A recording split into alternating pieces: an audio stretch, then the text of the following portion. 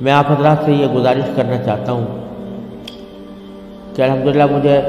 دنیا کے مختلف حصوں میں جانے کا موقع ملا ہے۔ دنیا کے 6 بر اعظم میں سے کوئی بر اعظم ایسا نہیں ہے جہاں میں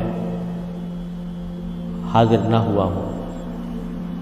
اور خاص طور سے ان ممالک میں جہاں مسلمان اقلیت میں ہیں، وہاں کے حالات کو دیکھنے کا بھی اتفاق ہوا ہے،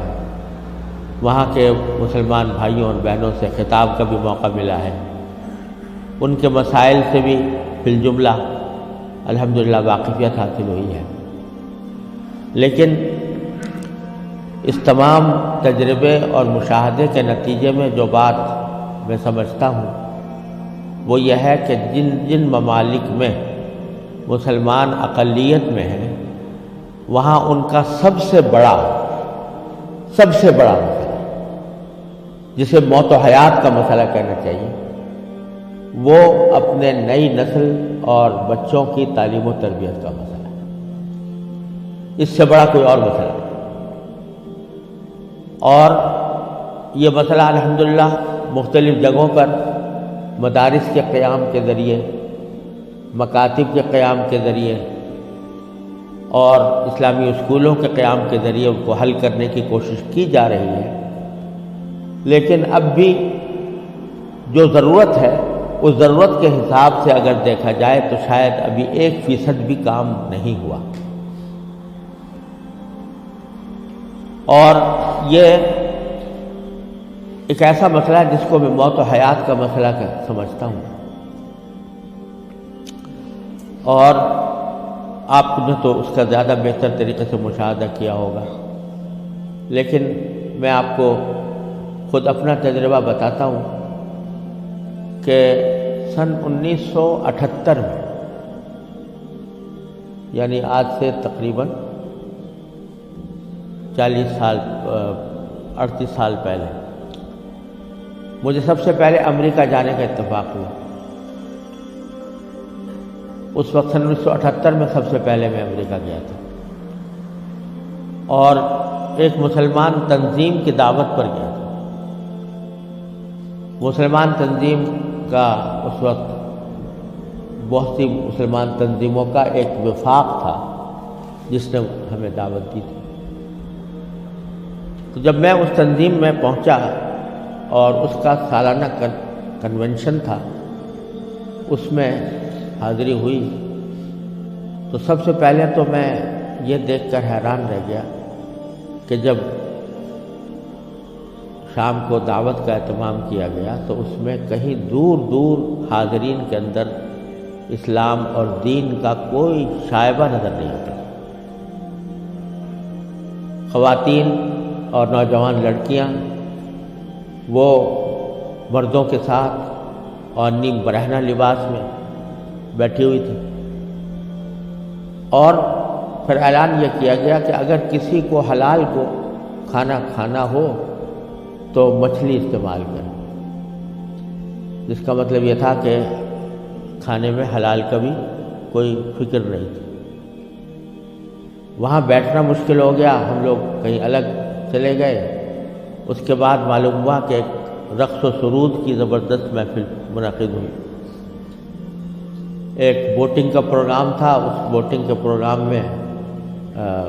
سارا جو پروگرام تھا وہ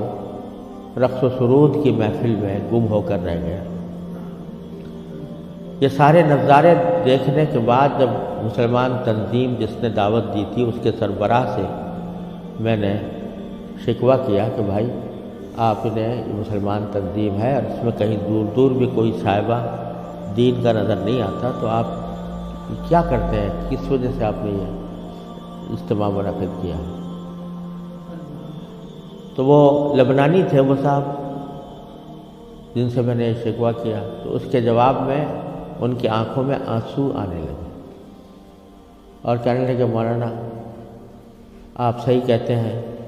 لیکن یہ وہ قوم ہے کہ جس کے بارے میں بس ہم اتنا چاہتے ہیں کہ یہ کم از کم اپنے آپ کو مسلمان کہتی رہے۔ یہ اگر ہم یہ سمجھتے ہیں کہ اگر یہ صرف اپنے آپ کو مسلمان کہتی رہے تو یہ بھی ہماری کامیابی ہے، ورنہ اس کو اسلام سے کوئی تعلق رہا نہیں۔ ان کے آباء و اجداد کھانے پینے کی تلاش میں، تجارت اور معیشت کی تلاش میں یہاں آئے تھے۔ ان کو اپنے بچوں کی تعلیم و تربیت کی کوئی فکر نہیں تھی۔ یہ اسی ماحول کے اندر پلے بڑے ہیں، اور اس کے نتیجے میں ان کو دور دور بھی کہیں ان کے اندر کوئی شائبہ دین کا نظر نہیں آتا۔ ہمارا کام صرف یہ ہے کہ ان کو اس بات پر جمع کر لیں کہ بھئی تم مسلمان ہو، اپنے آپ کو مسلمان کہتے رہو، ورنہ اسلام کی کوئی چیز ان کے اندر باقی نہیں رہے۔ یہ منظر میں نے 1978 میں اپنی آنکھوں سے دیکھا، اور یہ عبرت ہوئی کہ اگر مسلمانوں نے اپنے بچوں کو، اپنی نسلوں کو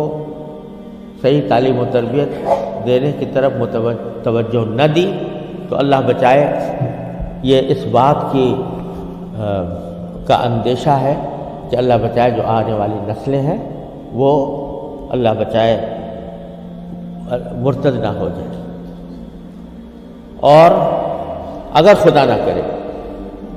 ہماری اس بے توجہی اور غفلت کی وجہ سے ایسا ہوا کہ ہماری نئی نسلیں گمراہ ہوئیں، غلط راستے پر گئیں، تو اس کا وبال ہمارے اوپر، کیونکہ قرآن کریم کا ارشاد یہ ہے کہ یا ایھا الذین آمنوا قوا انفسکم واہلیکم نارا۔ جہنم سے بچانا صرف انسان کے لیے اپنا فرض نہیں ہے کہ وہ خود اپنے آپ کو بچائے، بلکہ اپنے گھر والوں کو بچانا بھی اس کی اپنی ذمہ داری۔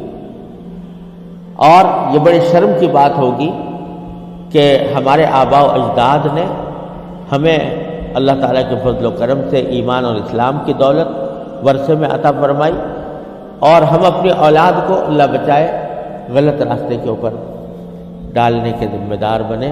اس سے زیادہ شرم کی، اس سے زیادہ نقصان کی کوئی اور بات نہیں ہو سکتی۔ لہذا یہ مسئلہ جس اہمیت کے ساتھ توجہ کا محتاج ہے، اللہ تعالیٰ کا بڑا فضل و کرم ہے، اب حالات میں تبدیلی آ رہی ہے، خاص طور سے انگلینڈ میں اور امریکہ میں بھی اب بہت مسلمانوں کو اس طرف توجہ ہوئی ہے، ادارے قائم ہو رہے ہیں، لیکن جس پیمانے پر ضرورت ہے اس پیمانے کی ابھی تک کمی ہے، اور اس کا واحد علاج یہی ہے کہ جس کے دل میں بھی یہ درد ہے وہ دامے، درمے، قدمے، سخنے، جس طرح بھی ہو سکے وہ ایسے ادارے قائم کرنے کی کوشش کرے، اور اداروں کے ساتھ تعاون کرے، اس میں اپنے بچوں کو بھیجنے کا اہتمام کرے۔ لوگ چندے کرتے ہیں، ٹھیک ہے، چندہ بھی مالی وسائل کو جمع کرنے کے لیے وہ بھی ایک اہم چیز ہے، لیکن زیادہ اہم چندہ یہ ہے کہ اپنی اولاد کو ایسے اداروں کے اندر بھیجنے کی کوشش کریں جہاں پر چاہے ان کو دنیا کے علوم کی بھی تعلیم دی جا رہی ہو، لیکن اسلامی ماحول میں دی جا رہی ہو، اسلامی تربیت کے ساتھ دی جا رہی ہو۔